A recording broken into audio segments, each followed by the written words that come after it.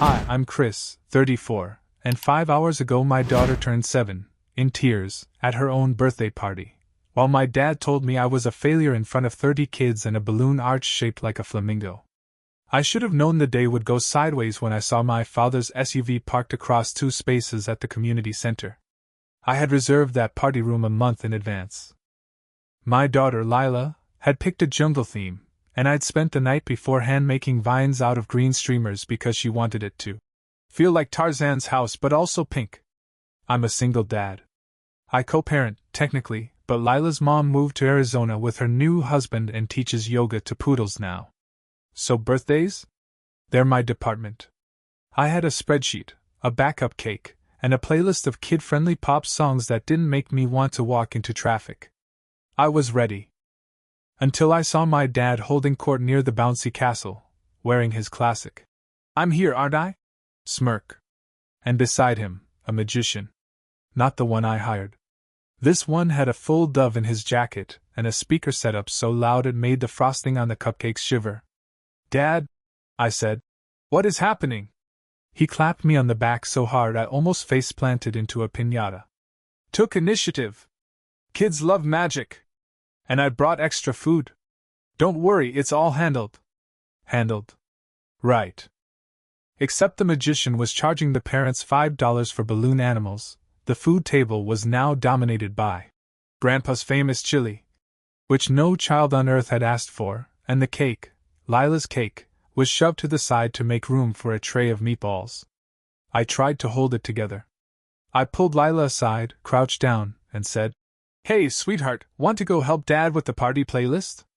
She nodded, but her eyes kept darting toward the magician. "He made a bird come out of his mouth, Dad. It smelled like old soup." 10 minutes later, Lila tripped on an extension cord my father had duct taped to the floor and landed chin first in front of all her classmates. She didn't cry at first. She just sat there, blinking like she was holding back a flood. And then my dad, standing behind her, said loud enough for everyone to hear, "This is what happens when kids grow up without proper discipline." I swear to God, the air got colder. One of the moms gasped. The magician stopped mid-silk trick. Lila turned to me, lip quivering, and whispered, "Did I ruin it?" That's when I saw red. I helped her up, brushed her off, kissed her forehead, and told her she did nothing wrong. Then I turned to my father, this man who once told me real men don't cry, then vanished for half my high school years, to find himself in Costa Rica. "You need to leave," I said low and firm. "Excuse me?" he barked. "This is a family event." "No," I said. "This is my daughter's birthday, and right now you're not family. You're a problem." He crossed his arms. "You still blaming me for your life, Chris? Grow up." And that was it. That was the moment I knew the day wasn't just about a party, or a cake, or even the embarrassment. It was about the years he'd barged into my life, made messes, and left me to sweep them up, and now he was doing it to Lila. I told the guests the party would resume in 10 minutes.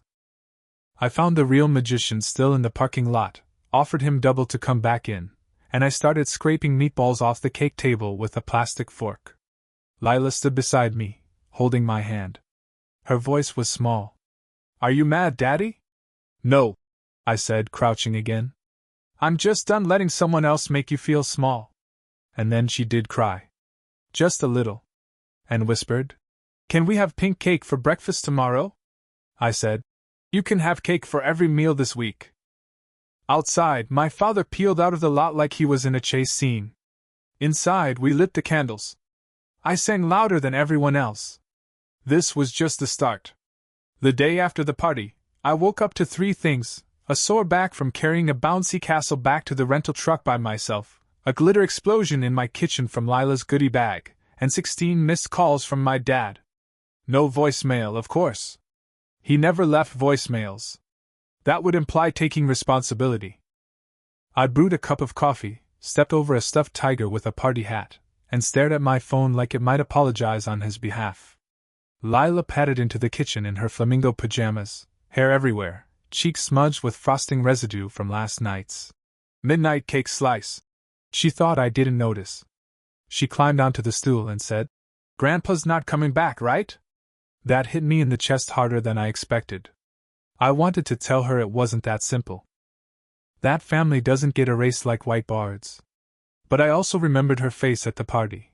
The way her shoulders slumped, the way she whispered like her voice had to be quiet to avoid trouble. So I knelt down beside her again and said, "Not unless he learns how to be kind." She nodded like she understood it more than she should have had to. An hour later, my phone dinged. Not a call. A Facebook post. From my dad. "When your own son disrespects his elders at a child's party and throws you out in front of your granddaughter, maybe the problem isn't me. Maybe it's a generation raised on feelings instead of respect." He tagged me. Tagged Lila's mom. Even tagged the magician. The wrong one. The comments came fast. "Wow, what happened? Ugh, kids today. No respect. Glad my son knows how to treat his father." And then, under it all, my Aunt Marlene. "You left Chris and his mom for 3 years and came back with a surfboard and a tan. Maybe sit this one out, Rick." I didn't comment. I didn't reply. But I sent a private message. "You don't get to rewrite this." He wrote back instantly. "I made one comment and you went nuclear. You humiliated me." I stared at those words. Humiliated him. I guess that's what you call it when the consequences finally show up. I wasn't going to fight him online. But I was going to fix the mess offline. So I took Lila to breakfast at her favorite diner, the one with the waitresses who call you Han, and draw smiley faces on the pancake plates. I let her pick anything she wanted. Chocolate chip stack, whipped cream, extra syrup. The works. She looked up mid-bite and asked, "Can we do my birthday again? Just us?" It hit me that this wasn't about the party. This was about safety. About knowing who shows up and who makes you feel loved. "Yes," I said. "We'll call it a birthday do-over." That night, I texted a few parents whose kids were at the party. Told them the truth. That things got derailed, that Lila deserved better, and that we were hosting a redo at the park next Saturday. No chili. No magicians. Just kites, music, and kids being kids. The replies poured in. Every single one was a yes. One mom even wrote, "Honestly? We were all wondering if someone was going to say it. That man was a lot." Lila helped me make new invitations on her iPad. She picked a pink tiger for the design and signed each one. "Love, Lila, round 2. That night, as she fell asleep beside me on the couch, cartoons murmuring in the background, I realized something. This wasn't just about correcting one bad party. This was about stopping a cycle before it reached her. My dad had spent his whole life mistaking control for love. I wasn't going to do the same. And this time, I wasn't playing nice. The do-over party started with donuts and ended with a mic drop. Literally. Lila's pink tiger-themed, round 2, birthday was held at the park 2 blocks from our apartment, the one with the splash pad and the shady trees and exactly 0 toxic grandpas. The plan was simple: outdoor games, a playlist of songs Lila picked herself, and an open cooler of Capri Suns that cost less than a single tray of my dad's infamous chili. It wasn't extravagant, but it was right. I arrived an hour early, hung a hand-painted "Birthday Take 2" banner between 2 trees, and set up folding chairs and picnic blankets with military precision. Lila showed up with my sister, her glittery party hat bouncing as she ran toward me like a human confetti cannon. She was already smiling. Already beaming. We were halfway through a water balloon toss when I saw it. The gray truck. My father's truck. He parked at the far edge of the park, near the trash bins, and just stood there. Hands in his pockets, squinting across the grass like he wasn't sure if he'd been invited or if he was there to punish someone with his presence. Lila saw him too. She froze. I went to her first, knelt down, and asked, "Do you want him here?" She didn't say yes. She didn't say no. She just whispered, "Will he say I ruined this one too?" I stood. And for the first time in my life, I didn't flinch at the idea of causing a scene. I walked across the grass fast. My sneakers kicked up dirt. My chest felt like it was carrying 20 years of words I'd swallowed. He saw me coming and raised his hands like he was the one under attack. I just came to talk. He started. No, I said. You came to take over again. But this one? This one's not yours. He looked past me toward the party. Just wanted to see my granddaughter. You made that impossible. No, I repeated. You did that. When you called her undisciplined. When you made her cry. When you turned her birthday into your stage. He rolled his eyes. It was a comment. You're overreacting. No, I said again. I'm finally reacting. He stepped closer. Lowered his voice. Chris, you're going to lose her. You're making her soft. The world's not going to cater to her feelings. I smiled. Not kindly. She's 7, Dad. If the world's going to be cruel, the least I can do is make her birthday not suck. He had no comeback. Because men like him never do when you deny them the audience. You can leave, I said. Or I can call the park rangers and tell them you're harassing families during a private event. Your choice. He stared at me like I'd turned into someone he didn't recognize. Maybe I had. Maybe I'd finally stopped asking for his approval like it was oxygen. He muttered something about ungrateful. And then, slowly, he backed toward his truck. No wave. No goodbye. Just the sound of his keys jangling and the faint echo of a man who used to scare me leaving empty-handed. When I turned back, I expected Lila to look scared. But she wasn't. She was smiling again. And holding the mic from the little karaoke machine I'd brought. You said I could sing 2 songs, she shouted. So I'm doing 3. She hit play. Katy Perry. Of course. She sang like the park was her stadium. Like she'd never fallen, never been told to sit down, never been made to feel like her joy was too loud. And when she finished, she raised the mic over her head and shouted, I'm 7 and awesome! The parents clapped. The kids cheered. And I looked at my daughter and felt something land hard in my chest. Not pride. Relief. Because that cycle? The one I was raised in? It ends here. The Monday after the party, my dad posted a photo of an empty park bench with the caption, Some bridges burn themselves. Still, I showed up. It had 1 like. His barber. I didn't respond. But my sister did. In the comments. You showed up after you broke the bridge and peed on the ashes, Rick. It got more likes than the original post. I screenshotted it. Not for revenge, just for the scrapbook of finally, someone else sees it too.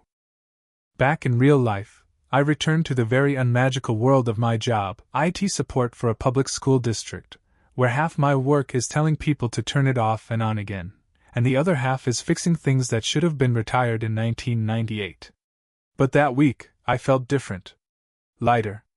Like cutting off my dad had unclenched something I didn't even know had been gripping my ribs for 30 years.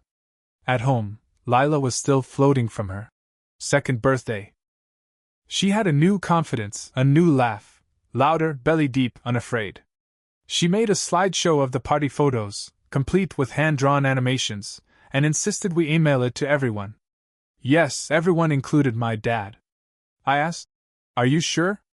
She nodded. He needs to see what fun looks like. I didn't send it. Not because I disagreed, but because fun, to him, was always something he demanded, never something he created. And honestly, I didn't want her joy to be dissected by someone who thought boundaries were betrayal. Then came the call. From Lila's school. Principal Bell. Nothing serious, she said right away. Just something we thought you should be aware of. Apparently Lila had stood up during morning circle and announced, Sometimes you have to tell mean grown-ups they don't get birthday cake anymore. According to Bell, it caused a minor revolution in the 1st grade wing. One kid told the lunch lady she was banned from cupcakes. Another refused to let her grandpa come to show and tell unless he passed a kindness test. I was mortified and proud in equal measure. I asked Lila about it that night. She shrugged. Grandpa made me feel small. I don't want other kids to think grown-ups can do that and still get cake. Fair enough. That evening, my dad texted me a single sentence. I made a mistake. That was it. No greeting. No punctuation. I stared at the screen, waiting for more. waiting for the part where he explained, where he took ownership, where he asked about Lila. But nothing came. 3 days passed. Then a card arrived. No envelope. Just a folded note card with the words, "To my son and granddaughter." Inside, 3 lines printed in careful, mechanical handwriting. "Sorry I ruined your birthday. I didn't mean to. I'm working on it. Happy belated. There's a check inside. For whatever she wants." There was $500. Crisp. Uncreased. Unasked for. Lila opened it with me. She read the note, furrowed her little brows, and said, "He's not great at sorry." "No," I agreed. "But he tried." She stared at the check like it was a pop quiz. Then she said, "Can we use it for something big?" "Like what?" "Like a day where you get a birthday." That knocked the air out of me. "I don't need a birthday," I said. "You need a day," she replied. "With cake and dancing and no yelling." We looked at the check again. And just like that, an idea took root. Not revenge. Reclamation. 2 weeks after the worst birthday party of my daughter's life, we threw another one. Not a redo. Not a makeup. A brand new celebration for a brand new reason. It was mine. Well, technically it wasn't. My birthday was in August, and this was March. But Lila decided that didn't matter. "You never had one," she told me, arms crossed, dead serious. "So we're fixing that." She named it Dad Day. She made invitations in crayon that said, "Come celebrate my favorite person who fixes things and knows how to hug good." I didn't know whether to laugh or cry, so I did both. She spent the week leading up to it planning every detail like it was a wedding. Pink balloons. Mac and cheese buffet. A bouncy castle. But just for me and you, Daddy. My sister donated her backyard. Carla next door loaned us tables. Principal Bell said she'd swing by, just for a slice of justice cake, as she called it. Even Lila's art teacher came, bringing a card that read, "To the man who raised a kid who knows how to be kind." The morning of the party, Lila stood at the mirror practicing a speech she wrote herself. It began with, "My dad is very old, but very cool." I didn't stop her. I watched from the hallway as she added, "He doesn't yell like some people's grandpas. And he never tells me my feelings are too big. Even when I spill stuff." My heart cracked open in places I didn't know were still sealed shut. I used to think healing was this grand, dramatic arc, some montage of therapy and epiphanies and phone calls where someone sobs, "I'm sorry, son." But sometimes healing just looks like your kid handing you a party hat and saying, "This time, it's for you." At the party, Lila held my hand like she was introducing a celebrity. She gave her speech. Everyone clapped. I teared up into my solo cup of lemonade. And when she said, "Dad, you make life feel like sunshine even when it's rainy," I didn't even try to hold it in. No one mocked me. Because this party? This was safe ground. No passive-aggressive toasts. No surprise guests trying to take control. Just real people. Real laughter. Real love. At one point, Lila pulled me toward the bouncy castle and said, "Okay, but you have to jump this time. No being boring." I was in jeans. 40 minutes of sleep. Bad knees. Didn't matter. I jumped. And she laughed that loud, open-throated laugh I hadn't heard since before the birthday wreckage. A laugh without looking over her shoulder. A laugh not waiting for someone to ruin it. After the party, we sat on the grass with paper plates and leftover cake. Pink, of course. "Did you have fun, Dad?" she asked, her face smeared with frosting. I nodded. "Best fake birthday I've ever had." She leaned her head against my arm and whispered, "I like our family better now." I didn't ask what she meant. I knew. She meant quiet. She meant predictable. She meant a house without eggshells. She meant no more men showing up with opinions louder than their apologies. That night, I found the check my dad had mailed us weeks ago still sitting in the drawer. Crisp. Clean. $500 for a mistake he couldn't name. I didn't want the money. But I wanted the final word. So I sat down, pulled out a pen, and wrote a letter on the back of a printout of Lila's party invitation. Dad, we're good now. Not because of you, but because we stopped waiting for you to become someone you never learned how to be. You don't need to fix it. We did. This check is being voided, not because I'm bitter, but because I'm done letting guilt wear a $sign. If you ever want to see Lila again, here's what you'll need to bring. A real apology. No defensiveness. No. But you overreacted. No speeches. Just a willingness to sit in the mess you helped make. And if that feels unfair, remember this, she's 7. And she already knows how to say sorry better than you do. Chris. I enclosed the voided check, sealed the envelope, and mailed it the next morning. No tracking. No expectations. Just the sound of a chapter closing. Weeks passed. No response. Which was the loudest thing he's ever said. And for the first time in my life, I didn't take his silence as punishment. I took it as peace. Lila and I kept going. We went to the zoo. We adopted a senior dog with 3 teeth and a permanently confused expression. We started a new tradition where every month, we celebrate something random. First Pancake Day, Flamingo Thursday, Dance in the Kitchen night. Because we don't need a reason to be joyful anymore. We just choose it. One night, months later, I found her asleep on the couch, clutching a framed photo from Dad Day. Me, covered in silly string. Her mid-laugh. A cupcake on both our noses. I whispered, I hope you remember this forever. She stirred and murmured, I will. It's when we got our real family back. That was it. The whole journey, wrapped up in a kid-sized sentence. Because breaking cycles isn't always loud. Sometimes it's just staying. Showing up. Baking the cake yourself when no one ever baked it for you. My dad taught me a lot. But the best thing he ever taught me? Was how not to be him. So yeah, he cut me off. But in doing so, he freed me. And now, every time Lila smiles without flinching, that's the real gift. A birthday that finally belonged to her. And a future that finally belongs to us.